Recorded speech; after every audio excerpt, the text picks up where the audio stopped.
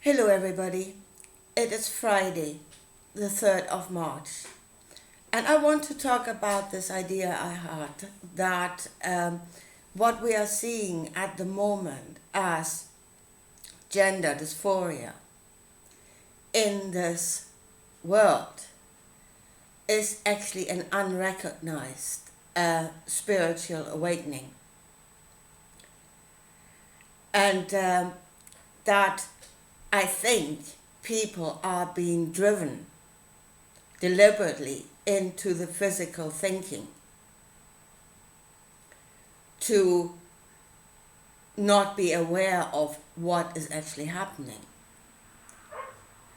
So it is as Jesus said, flesh is flesh and spirit is spirit. Now, unfortunately, the ancients used the same terms for both. So they likened the spiritual onto something that they knew in this world. Therefore, you have a physical male and female, but you also have a spiritual male and female, and they are not the same thing. It's talking about two completely different things. But the thing is that spiritual knowledge that is awakening at the moment, that is to say, there's ancient knowledge that was stored in our bottomless pits that is now rising up to come to awareness because we need to make a correction. This is a time of repentance. We need to make a correction. So this knowledge is rising up from our bottomless pits, coming into awareness. But it was stored there as images and words. Yeah? And it is coming up in that way as images and words. And it is really cultural what is coming up at the moment. If you are in the Judeo-Christian tradition, that knowledge was stored in image of male and female angels, stuff like that. If you are, let's say, in India, a Hindu, that knowledge would have been stored using completely different images and words. They may very well talk about the same thing, but we would need to talk to each other to not shove each other's images at each other, but the meaning of those images, and then we might find out that we're actually talking about the same thing. But that is the problem at the moment, that the knowledge is coming up the way it was stored, as words and images. And then we're being misdirected from the spiritual to the physical. And we don't know what is going on. Now, so we need to make a correction. And here we must understand something, and that is we keep falling flat on our faces, worshipping anything and everything that is greater than ourselves, and everything is greater than ourselves because we're obviously nothing. So before this, it was God, and he's always right, and you must do as according to it. And now we're kind of shifting toward, the ancient teachings. And now we're at the point where we're saying they were always right. They knew so much more than us. We must follow them. Fall flat on your face and worship again. The truth is that either God, that is which has no form at all, spirit God, or our own ancients, which were people, they're only parts. Either way, they're only parts. None of them is all. And none of them is infallible. Not the gods out there, nor our ancients. None of them were infallible. And if we are to work a correction now, that means we need to find a mistake to correct it. So there were mistakes made by those that received knowledge. It was misinterpreted or well, I mean, they received according to themselves, so they knew according to themselves, which means it might not apply to everybody in that way. Or it was deliberately changed by the scribes on the way to serve one ruler or another on the way. So many ways by which what we have now as knowledge is could have gone wrong. But if we say that this thought of male and female is coming up at the moment, and that is where the correction needs to happen, that is something we need to look at on a spiritual level, because that seems to be pressing on us. There is a mistake there. There's something you need to sort out. You need to bring your house in order. You need to bring your males and females in order on a spiritual level, not on a physical level. But I say people are being driven into that by, oh, this is talking about your physical body. Yeah, it's talking about fiddly bits. We need to chop some off, and we need to add some others, and it's going to be fine. I do not think that is what's happening. That is the spiritual awakening. Male, female.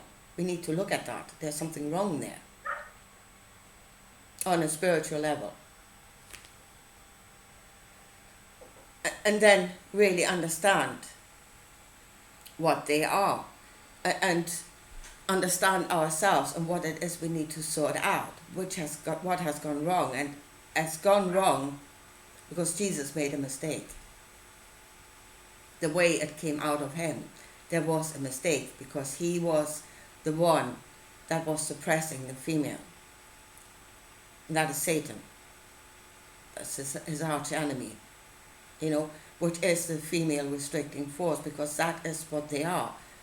They are creative forces, either causing a restriction or an expansion. And what spoke out of Jesus was obviously a male force that had an expanding thought. And that was absolutely resenting any kind of restriction from Satan, from the female.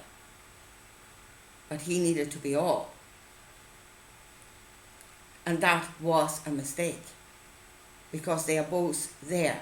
And here's the thing, that the androgynous God, which, has Christians going down in shivers, because again, they are thinking flesh.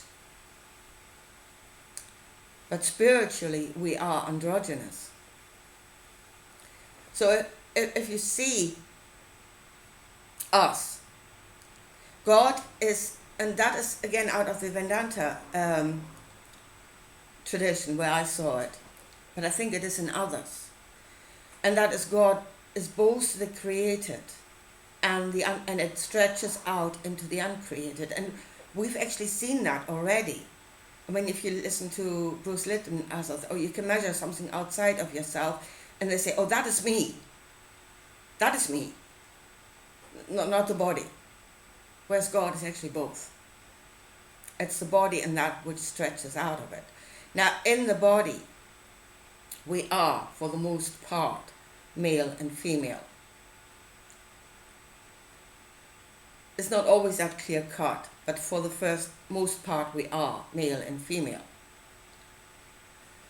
But when we stretch out beyond the body, we become very much androgynous. There are creative forces that bring knowledge that are both male and female, that are stretching out from us and bringing back knowledge to us.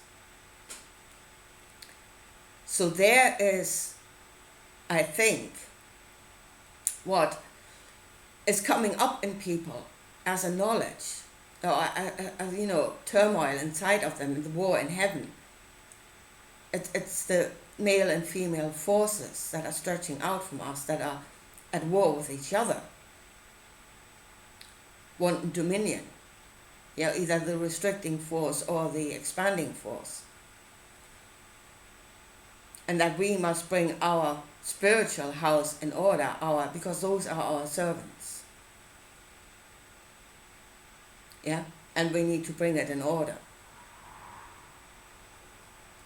But that is where the work has to be done. That is, I really believe what all this gender dysphoria is actually talking about. It's actually a spiritual awakening, a knowledge of male and female that is trying to come to awareness, it's trying to be understood. And it's there that we need to bring our house in order. And we've been taught, especially Christians have been taught, fight Satan, throw him out of your heaven. And that was the teaching of Jesus, but he was the fullness of a male force that absolutely resented the female. Or said, well, the only way it can come into my heaven is if it becomes more like a man. Yeah? So kind of the restricting force must become more like the expanding force, which is nonsense. They both have a purpose, and they need to be for lunacy, to be kept at bay, to create a rational outcome. They both need to be there.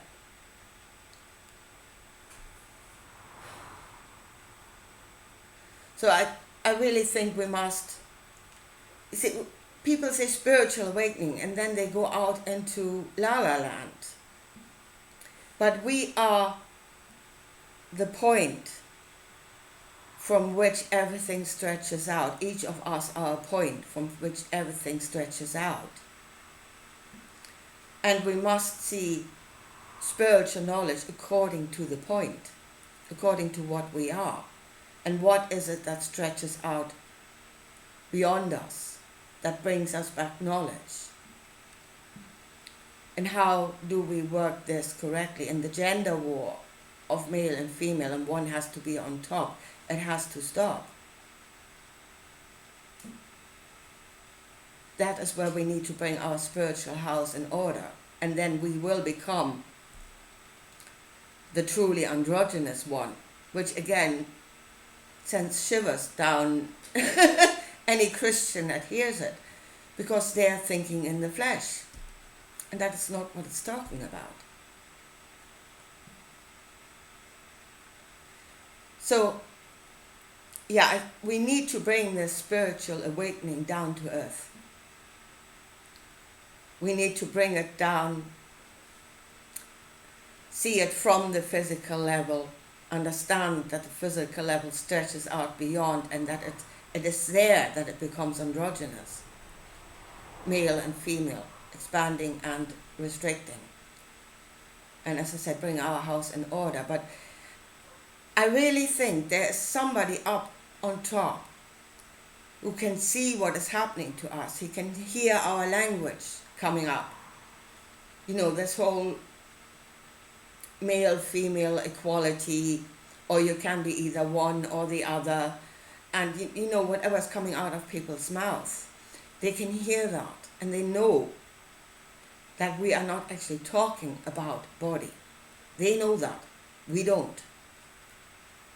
We must become aware of that we're not talking body. But since we are not aware, they are now deliberately shoving us into the materialistic thinking, and then send everybody to surgery to to sort it out. What is actually a spiritual problem? Anyway, I want to leave it at that for today, and I want to go more into this. What does it actually mean? What forces are there? And they are also described as angels, which are male and female. And again, in our teachings, that's not being made clear. That is understanding our spiritual side correctly and working it correctly, whilst being grounded in this reality, and then being able to work this reality on a different level out of an understanding of ourselves. That is where we need to go, not shoot off into infinity and beyond. Anyway, I leave it at that for today. If you think this is helpful, that is something that people should think about, be aware of this thought, then please share my videos. And if you want to help me, then please, there's a donate button in the corner of my channel, or you can go to About, which will also take you there. Now you might say, well, if you believe that, you should do as you preach. And you would be absolutely correct in saying that.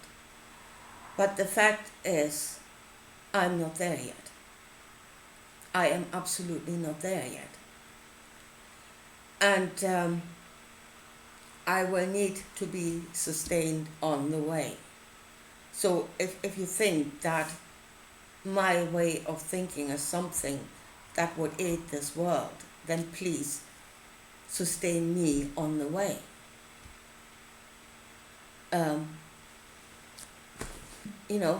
Because man does not live by bread alone. He needs bread. So it is not only, help me get my message out there, or help me to become a part of the conversation, but it's also sustain me on my way until hopefully I'll get there one day, and others will get there too. Anyway, I leave it at that for today, and I'll talk to you again soon. Bye.